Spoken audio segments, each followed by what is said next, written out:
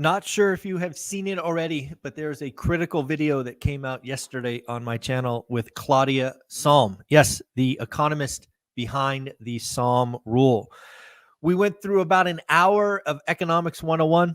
We talked about the job market. We've talked about adjustments. We talked about our expectations for rate cuts.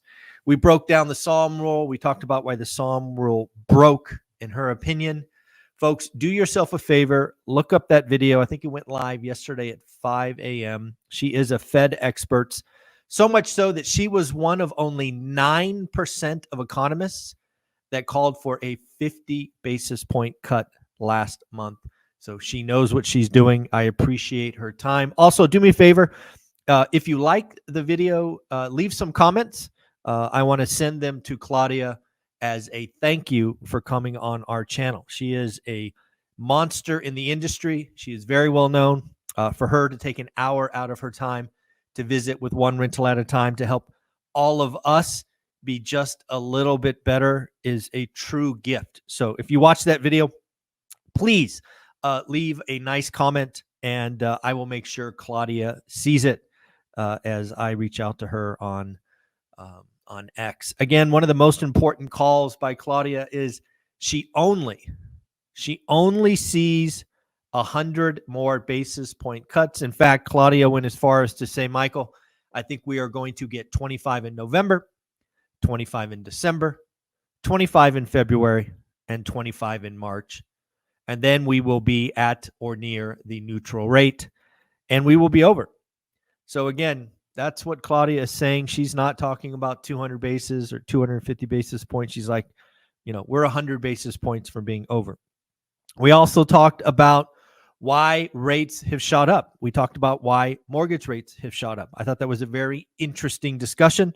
And thankfully, my opinions aren't that off. I thought that was very encouraging. So that was a fun conversation. We talked about the most important number that all of you should be watching. I proposed the weekly unemployment claims. She did not like that one so much. She thought the average person should watch the unemployment rate. It's okay to disagree. I certainly want my data more regularly than the unemployment rate. We do get the unemployment rate tomorrow. She does think it's going to be 4.1 and stay pretty steady, but there is a risk for it goes higher. So again, if you watch the Claudia Salm interview and you leave a nice comment, I will certainly take a picture of your nice comment and send it on the way. I think I've sent her 7 or 8 comments already. So you guys are awesome. Thank you for being great people and encouraging newcomers to the channel. By leaving nice comments, you know what that means? We might get her back. If we send Claudia Salm some nice comments, maybe I can reach back out and say, hey, would you come back on and talk about these things? So that would be very, very cool. Well, let's talk about PCE. Let's talk about inflation. We got our third inflation reading of the month. PCE, again, PCE core being the one that is often said to be the Fed's favorite. Folks, it didn't go down. Frankly, folks, it didn't stay sideways. Core PCE went up. Yes, it went. Oh, I'm sorry. It stayed flat. My mistake. It stayed flat. It was expected to go down. So here, read the numbers. Last was 2.7. Expectations were it would go at 2.6. Actual was 2.7. So the fact that core PCE has not fallen for 6 months. Again, one of the things that we'll see in the next number headline is it has fallen, and it's fallen quite dramatically. But why? Oil. Oil is the reason the headline number is down. So again, headline number last month was 2.2. Expectations were a fall to 2.1. And guess what, folks? Inflation, PCE headline inflation is now 2.1. That is like really, really close to the Fed's target of 2%. Do we have victory? No, we don't have victory. We need to be looking at core. But again, the masses will be looking at the headline number and think the battle is over. Next up, let's talk about weekly unemployment claims. Again, remember, folks, it was just 4 months ago we saw that weekly number jump to 255, and we're like, hey, yellow alert, yellow alert. Does this continue? And the answer clearly is no. I don't know what happened that 1 week. But we are definitely on the other side of that. As an example, last week was at 228,000. Expectations were 230. They came in at 216. Yes, folks, 216. We are back to some cycle lows. We've been trading in this band, of 230 to 220 for a while, and we just broke to 216. So again, the unemployment market, the elevator up is still not happening, at least not as of yet. We have seen some job cut announcement. We saw Dropbox announce a massive 20% layoff. In reality, folks, just so we know, 20% is without question scary. And if you are one of these impacted folks, it sucks, no doubt. But a 20% layoff at Dropbox correlates to about 500 people. 500. Now, undoubtedly, these 500 people are very well paid and all of that, so it sucks. They will get likely 6 months severance or something. But yes, 20%. I don't know about you, but 20% is scarier than 500, at least in my opinion. So we'll see what happens there. We did get some Challenger Christmas data about the job market. It's interesting to kind of read their summary. They said job openings are down. We saw that in the JOLTS report. Remember, the JOLTS report on Tuesday was down 500,000 from expectation. Hiring is flat. Basically, what the article says is companies are holding pattern until post-election. Man, is everything in our economy just on pause until after the election? The answer is yes. And again, we brought that to you about 6 or 8 weeks ago, saying we are going to enter a slow patch. People are just going to pull back and just say too hard, too scary, too pissed off, whatever it is. Lots of stuff have gone on hold. But good news, the election is less than a week away. The nonsense is almost over. Thank goodness. Other things I read in this Jobs Challenger Christmas report is job cuts are up 3.7% year on year. That is actually the highest since 2009, ex 2020, right? If you remove 2020 out, when we shut the economy down, which is not something you could trend, it's the highest since 2009. So again, there's some pretty rough data in this Jobs Challenger and Christmas report. One thing to note is, though, the October layoffs announcements were actually down 23%. And much of that was the Boeing strike. Boeing accounted for roughly 17,000 of the roughly 55,000 announcements. So again, lots going on. Obviously, we talked about PCE core not moving down. We talked about a weekly unemployment claim that was strong, meaning lower. Guess what happened to the 10-year note? It went up. We now have a 10-year note at 4.3. What does that mean? It means mortgage rates are going up again. All of that said, the big number of the week is tomorrow, the jobs number. And it seems to be weird. I don't know if this happens in past months, but it certainly hit my radar today. I saw a report today talking about trying to explain away a weak number. Now, again, we've had 2 hurricanes. We have a Boeing strike. According to this article I read, it says experts expect the Boeing strike and hurricanes to lower job creations by 50,000. By 50,000. So again, right now, the expectations for the job number is still 100,000. I will highlight again the Claudia Salm interview. We talked about that number, and I asked her, Claudia, would you take the over or the under? And without hesitation, she said she would take the under. She thinks this number is going to be dirty and going to be weaker on the surface. And then, of course, Claudia does what she does, and she helped us understand why. She talked about why the adjustments will be there. So again, Claudia's discussion was amazing and frankly helped me be better, and hopefully will help you be just a little bit better as well. Of course, today's Thursday, which means we had our Wednesday accountability group inside school. If you haven't joined school yet, I honestly don't know what you're doing. It's 67 cents a day to be around 300 plus amazing folks. Ask your questions, get answers. 3 accountability groups. We have a unicorn agent mastermind that occurs, I think, on Tuesdays. It is the place to be if you have any interest in real estate investing. Again, we are at 7% mortgage rates, which means it's terrible for first-time home buyers. It's frankly rough for home sellers. But if you're an investor and you know how to do the work and you know how to find motivated sellers, this buyer's market is amazing. It's just is what it is. I don't make the rules, right? Don't hate the player, hate the game. What we are walking into is the perfect one rental at a time environment because we are disciplined. We know how to do the work. We're willing to write disrespectful offers. We're willing to follow up 3, 4, 5 times to get our great deals. We only need one. Any idiot can buy a property at list price. We don't do that. We find motivation. We negotiate closing costs. We get repairs. We are doing everything we can to make sure that our deals are great and they cash flow at today's rates.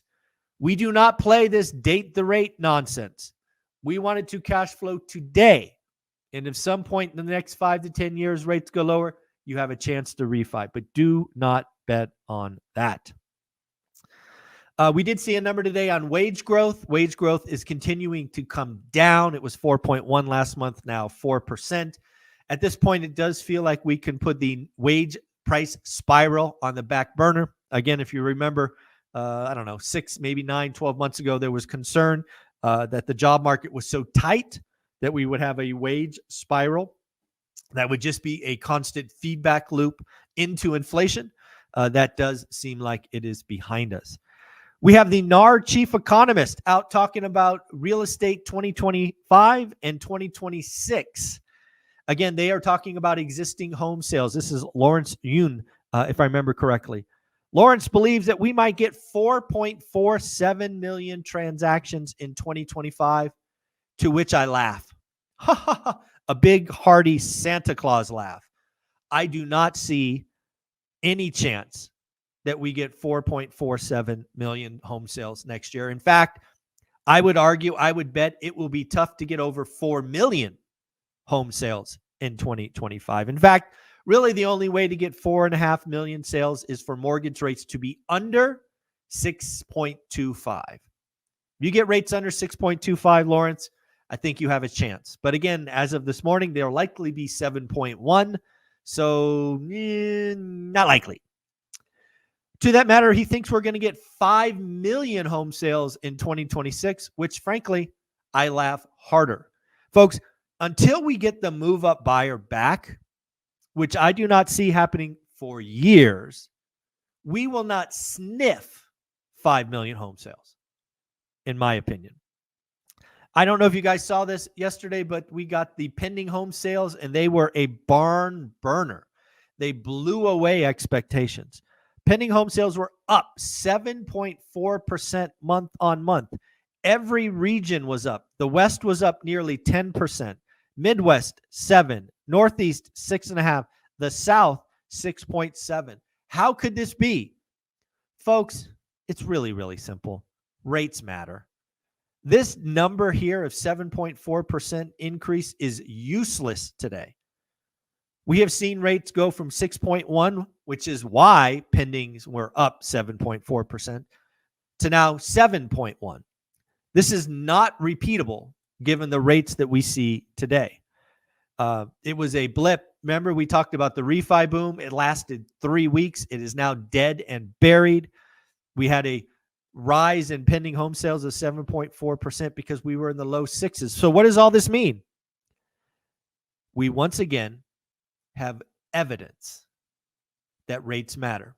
In fact, we have evidence that low 6s unlocks demand. That's what you take away from the pending home sales.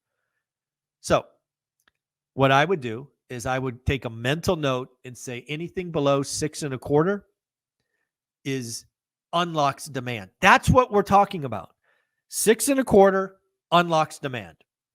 7.25 does not. 7.25 buyer's market. I'm telling you, this is a buyer's market. And the longer we stay above 7%, the longer the buyer's market gets, which again, sucks for nearly everyone except home builders that build small homes and investors who do the work. What else do we got? Let's talk about some earnings. We did get a bunch of earnings. Carvana beat top line, bottom line, raised guidance. What wasn't Carvana like nearly bankrupt or something, like sub $5? I think I saw their stock today. It's like $250.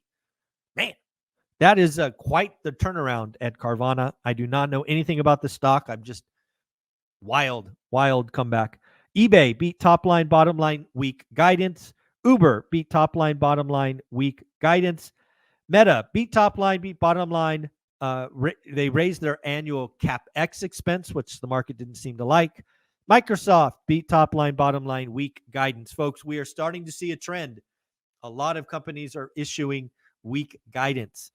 Is this a sign just of Q4 malaise, like we've been talking about for a while? Is this something bigger? Again, lots and lots of stuff going on. I hope you have an amazing day. Again, tomorrow we get the big jobs number. Before we go, let's congratulate some people. I want to congratulate David. David just recently got his golden ticket, which of course is his first deal. David just got his next deal. So David, congratulations. Your card will go out in the mail. And I want to congratulate Daniel. Daniel is our newest member to the school community. Again, Daniel, remember, introduce yourself, comment. You need to get to level 2 to unlock 6 hours of creative finance, and level 3 to get the 10-week $1,000 boot camp for free. Again, folks, join school, 67 cents a day, $20. You need to be in the right communities. I'm doing my best to put together the right community for you. So join, and we'll see you there. And of course, don't forget, buy your Vegas ticket, save some money on travel. We're going to meet in real life February 15th, 16th. Join school.com, one rental at a time. Buy your tickets for our in-person event. Just go to Eventbrite, search one rental at a time. We'll talk to you on, I guess we're going to talk to you live on Monday. I will be doing a daily financial show Sunday, but it will be recorded. Why? Because I will be running a marathon Sunday morning. The marathon starts at 6 a.m. So when you are watching Sunday's 7:30 a.m. Daily financial news, I will hopefully be at mile 8-ish, assuming we start on time. So we will talk again live on Monday. Wish me well on Sunday. I have no idea what to expect. Been training for it almost all year. My plan right now for the marathon is sub 6 hours. I'm not trying to set any course records. I think my plan is to run a half marathon nonstop. And then based on how I feel, I think I'm going to run 2 minutes and walk 1 minute the rest of the time. Again, I'm an old man. I don't want to stress out my body too much. But hey, we'll see what happens. Never done this before. Wanted to do something hard and cool. And I will be doing that Sunday morning. So wish me luck. Take care. Bye.